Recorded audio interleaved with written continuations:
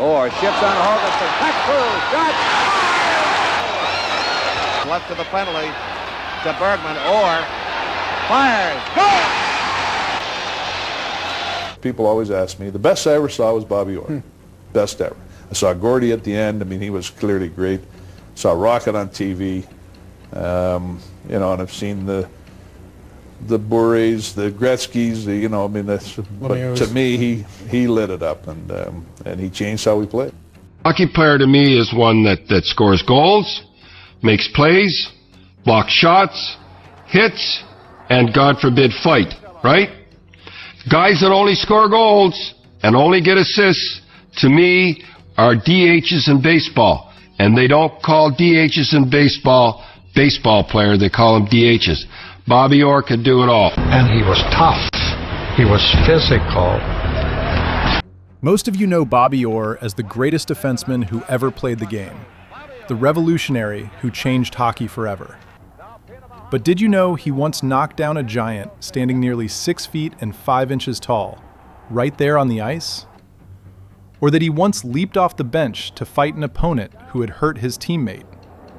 Today, we're going to open the file and tell the stories that rarely get told about the most feared defenseman in NHL history. On December 13th, 1969, the Boston Bruins faced the Philadelphia Flyers in a regular season game. Earl Heiskala, one of the Flyers' roughest players, decided to send a message in the second period. He slammed hard into Bobby Orr, clearly trying to slow him down and knock him off his game. It was the biggest mistake of Heiskala's career. Orr dropped his gloves immediately. What followed was not much of a contest.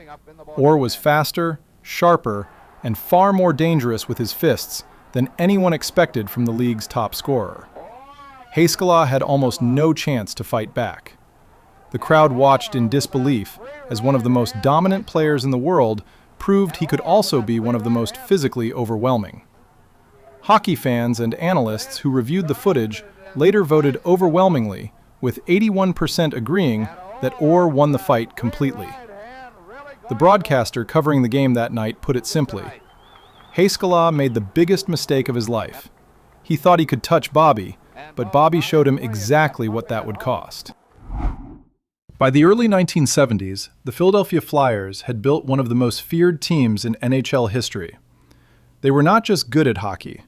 They were built to intimidate, to hurt, and to dominate through physical force. The league called them the Broad Street Bullies, and for good reason.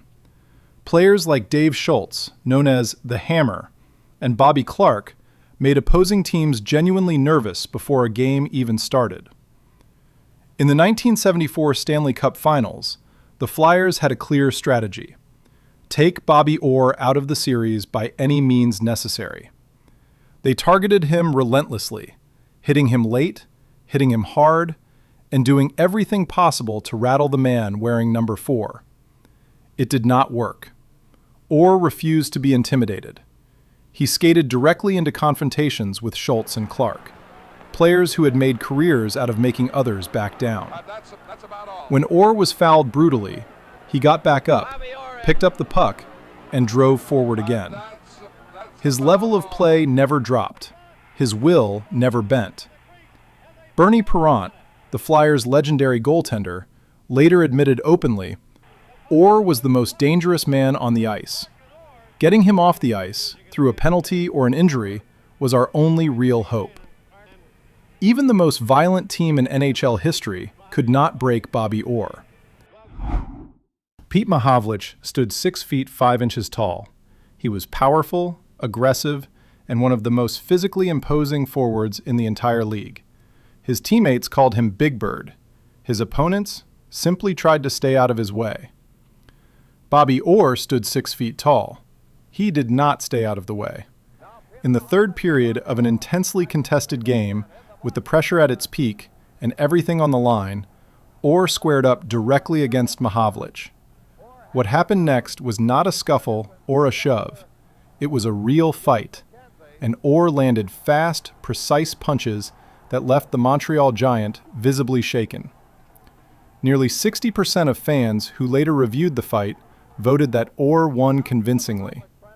a Boston sports journalist who was ringside that night wrote, "Watching Bobby Orr knock down Mahovlich was like watching a middleweight drop a heavyweight. The Garden nearly came apart." His teammate Derek Sanderson reflected on it years later in an NESN interview in 2012. Everyone assumed Bobby was just a scorer, but when he got angry, even the biggest men in the league thought twice. Orr himself never needed much explanation. He once said, "Hockey is a tough game. You have to show people they cannot push you around." Do not go anywhere, because there are many more surprising stories still to come. After watching this, what do you think about Bobby Orr? Please like this video and subscribe to the channel to support me. There is a moment that separates a good teammate from a great one. For Bobby Orr, that moment came on September 21st, 1969, during a preseason game between the Boston Bruins and the St. Louis Blues at the Ottawa Civic Center. Late in the game, Wayne Mackey of the St. Louis Blues swung his stick and struck Bruins defenseman Ted Green directly in the head. Green collapsed on the ice, convulsing. He had suffered a fractured skull. The arena went silent. Bobby Orr did not go silent. Without hesitation, Orr came off the bench and charged straight onto the ice. He did not wait for a referee.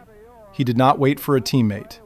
He went directly for Mackey and made clear, in the most physical way possible, that what had just happened was completely unacceptable.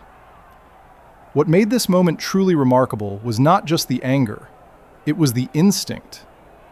Orr was the biggest star on the ice, the player every team was built around stopping, the man the entire league was watching, and he did not care.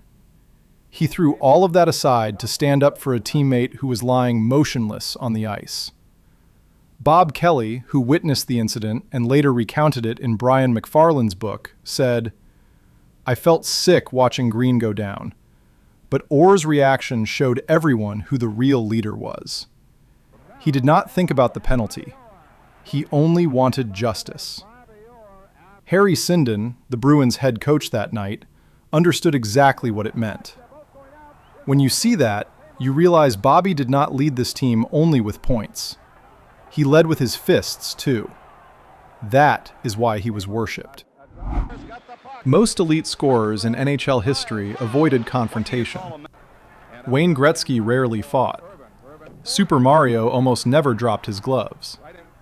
They let their enforcers handle the physical work, while they focused on putting the puck in the net. Bobby Orr did not work that way.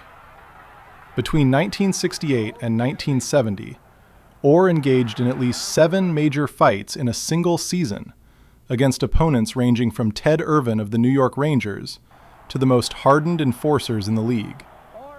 He never waited for a teammate to step in. He handled things himself, every single time. What made this extraordinary was the timing. Orr was doing this while simultaneously leading the entire league in scoring. He was the best offensive player in the world and one of the most physically aggressive players on the ice at the same time. In his iconic book, The Game, Montreal Canadiens goaltender Ken Dryden described what it felt like to watch Orr attack. When Orr moved, the Montreal players began retreating in quiet panic, like sailors watching a massive wave coming straight at them. Bobby Clarke, himself a Hall of Fame player, said in 2014, "He was the model every player should aim for, in skill and in toughness." On April 2nd, 1969, during a playoff game between the Boston Bruins and the Toronto Maple Leafs, a rookie defenseman named Pat Quinn delivered a hit on Bobby Orr that dropped the Bruins superstar unconscious to the ice. When Quinn skated to the penalty box, the arena transformed into something rarely seen in professional sports. Fans hurled objects onto the ice. One person attempted to shatter the protective glass with a knife to reach Quinn directly. Police were forced to escort Quinn off the ice and into the locker room simply to keep him safe. The following game was worse. a dummy wearing Quinn's number 23 jersey was hung from the balcony of Boston Garden. 16,000 fans chanted, "Kill Quinn," continuously throughout the game. Orr suffered a serious concussion from that hit. He returned, kept playing, and faced Quinn again in the years that followed, without ever asking for sympathy. The fear surrounding Bobby Orr was never just about the man himself. It was about what the entire city of Boston was willing to do for him. 953 penalty minutes across his career. Bobby Orr did not choose between being brilliant and being tough. He was both. Who do you think deserves the next video? Let us know in the comments. Please like this video and subscribe to the channel to support us. Thank you so much.